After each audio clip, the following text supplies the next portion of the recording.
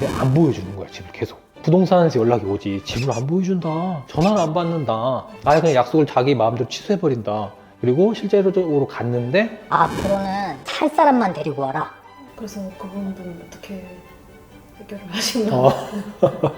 근데 이거 방송 나와도 될지 모르겠네.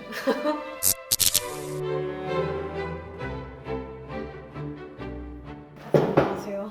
안녕하세요. 네, 얼마 전에 선생님 블로그 글 중에서 음. 엄청 다루기 힘들었던 음. 임차인에 대해서 음. 많은 분들이 공감을 해주셨던데 음. 그게 어떤 사건이었는지. 이제 임대해주고 있는 아파트에 임차인이 있었어. 지난 정부 때 엄청나게 규제가 되게 많았었잖아. 그 중에서 임대차 3법 뭐 이런 게 있었다. 근데 이제 임대차 3법 때문에 임차인의 권리가 매우 강화된 거지. 그 매우 취지는 매우 좋아. 그런데 이제 역효과가 생긴 게 뭐냐면 임대인하고 임차인하고 서로 대립이 많이 생기는 거야. 여기 임차인 같은 경우에는 임대 갱신을 하지 않고 나가기로 했었어. 근데 집을 안 보여주는 거야. 기존에 다 약속을 했었어. 이렇게 나는 집을 매도할 계획이고 임차인께서도 이렇게 집을 임대를 더 이상 원하지 않으시니까 집을 좀 잘 보여주셔라. 이렇게. 그러니까 거기에서도 흔쾌히 서로 약속을 했었어. 이렇게. 이 뒤로 이제 부동산에 집을 내놨겠지.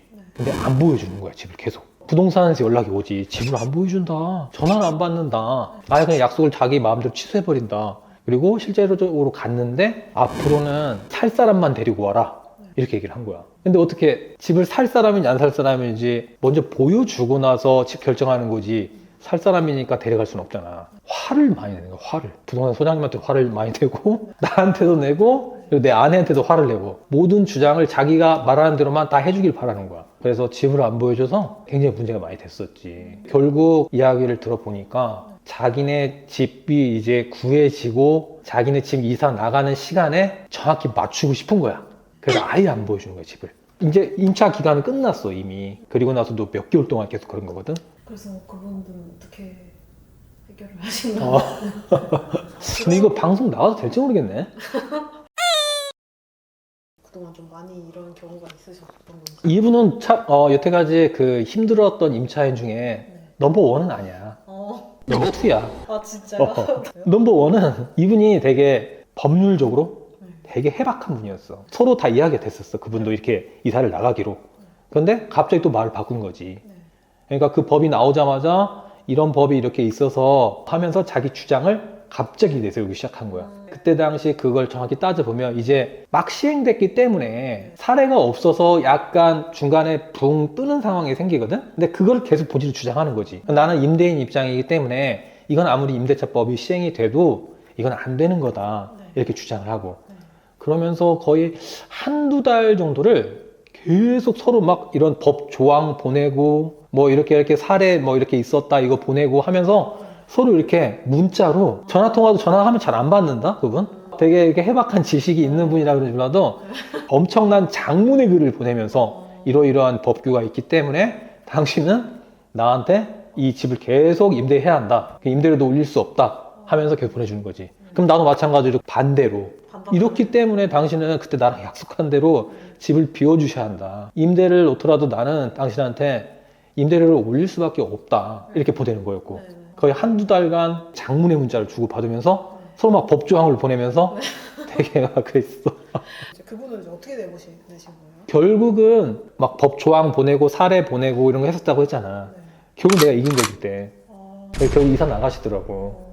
그래서 그동안 한 두 달간 이렇게 분쟁을 한 거잖아 서로. 이제 꼭 한번 보고 싶었어. 가가지고 이제 이사 나가는 날 내가 이제 전세금 내줘야 되나. 어떻게 사람인지. 정말 마음이 그날 가서 어떻게 해서든지 똑같이 해주고 싶었거든. 근데 또 마음이 그게 아니더라고. 마음이 풀어지대 또 한 달 정도 지나니까. 그래서 막상 내려갔는데 이분도 나 보기가 되게 껄끄러웠나 봐. 이사 가버렸더라고 그냥. 확실한 분이고 막 법률적으로 많이 아는 분이라 정산 같은 건 엄청 잘 해놨더라고.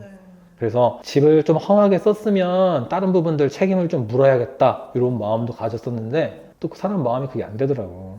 근데 막상 집을 봤는데 엄청 험하게 썼더라. 새로 들어온 임차인분하고 다시 집을 보러 가잖아. 집을 보면서 자기가 깜짝 놀란 거야. 이게 2년 전 수리한 게 맞냐고. 근데 그거에 대해서 또 이렇게 뭐 보증금을 다 내주네 수리비를 빼내 어쩌네 하기가 또 그렇더라. 다 내드렸지. 진짜. 임대인의 숙명이라고 생각해, 이제는. 그리고 그런 힘든 일을 한 번씩 겪잖아. 힘든 일을 겪을 때는 진짜 힘들고 스트레스 받고 막 그렇다? 근데 막상 그걸 보내고 나면, 끝나고 나면 내가 좀 많이 더 배웠고, 성장하고, 더 강해지고, 좀 더 유연해진 것 같아. 근데 2020년 7.10 대책 그 나오기 이전에는 이런 문제들이 거의 없었어. 임차인하고 임대인하고 이렇게 어느 정도 이상 가까워질 수 없는 사이잖아. 네. 그래도 서로 뭐 문자 안부도 주고받는 적도 많고, 서로 뭐 이렇게 선물도 주고받을 적도 많고, 심지어 명절 때도 서로 연락도 하고 그랬었어. 근데 그 뒤로는 그런 관계 자체가 안 되더라. 그러니까 매우 아쉬운 법이지. 그런 걸 이제 겪으시면서 새롭게 느끼시는 게 있으실까요? 오히려 느긋하고 유연하게 받아줘야 돼. 막 이걸 강대 강으로 받아주잖아. 그러면은 일이 풀리지가 않는다, 결국은.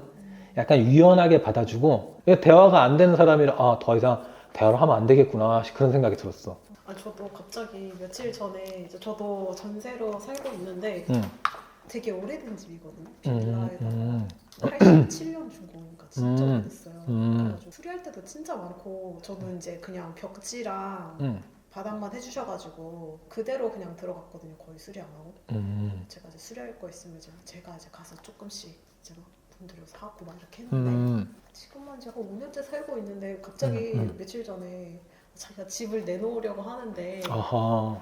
사진을 좀 보내달라고 하시는 거예요. 집 사진을? 네. 네. 그래가지고 일단은 보내드렸는데 괜히 이제 막 걱정이 되더라고요. 걱정하지 마시라고 전세 끼고 팔 거여가지고 신경 안 쓰셔도 될 것 같다 이렇게 말씀을 하시는데 괜히 불안하더라고요. 괜히 신경 쓰이지. 네, 제가 또 화곡동이어가지고 지금 임대차 계약이 얼마나 남았어? 1년 조금 남았어요. 1년 1개월, 2개월? 1년, 1개월, 2개월? 네. 그러면은 일단 임대차 기간은 무조건 보호를 해줘야 할 거야. 그리고 만기일이 이제 6개월밖에 안 남았어. 네. 근데 이 이전에 계약갱이 청구권을 6개월 딱 되는 시점에 계약갱이 청구권을 먼저 써버렸어. 네. 계약갱이 청구권 쓰겠습니다 하면서 문자를 남긴 거야. 네. 근데 요 이후에 집주인이 네. 예를 들어서 집을 매도를 한다고 하면서 실거주할 사람한테 매도를 했다고 해. 네. 그러면 이 경우에는 매도를 했어도 계약갱이 청구권이 성립이 돼. 그러니까 계속 임대로 거주할 수 있어. 근데 이 계약갱이 청구권 얘기를 안 했어. 안 했는데 만기가 남은 6개월 이전에 집주인이 실거주할 사람한테 집을 매도를 해버렸어. 네. 그러면은 집을 비워줘야 돼. 이때는. 이해됐지? 그러니까 계약갱이 청구권을 먼저 사용하느냐 안 하느냐 그게 시점이야. 그게 중요한 포인트야. 6개월 이전에. 그럼 만약 그 6개월 이전에 팔렸는데 응. 그분들이 그 살겠다 그래도 제가 만약에 쓰면은 그분들은 이제 2년 연장 때문에 못 들어오는 거예요. 아, 봐봐.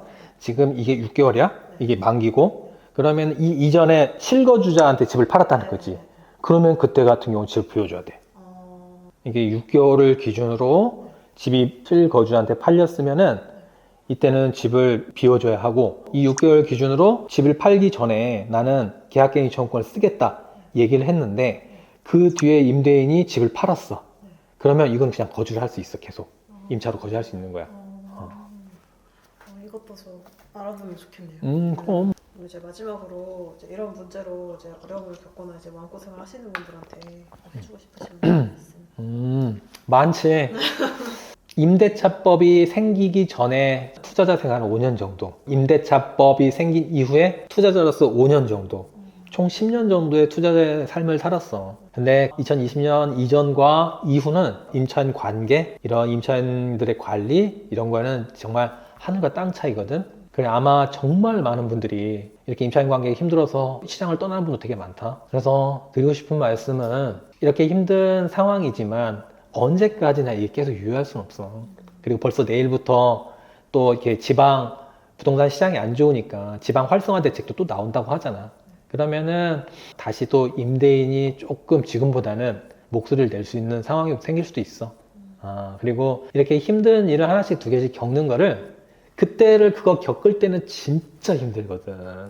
뭐 다른 것도 뭐 손에 안 잡히고 스트레스 많이 받고 또 얼마나 급전이 급하니까 매도하겠어. 하지만 이거를 조금 견디면서 이거를 이렇게 해결해야 하니까 또 공부도 엄청 할 거 아니야. 그래서 이걸 지나고 나면 내가 한층 엄청 성장했다는 게 느껴진다. 나도 마찬가지로 오늘 또 그런 느낌이야. 내가 이렇게 부동산 통찰력도 또 사람들 관계, 임차인을 관계하는 것도 내 마음속에 이런 유연함도 확실히 하나 더 성장한 느낌이거든. 그러니까 그 시간만 조금만 견뎌내고 최대한 나를 수련하는 기간이다, 그런 마음으로 견디시면 좋겠어.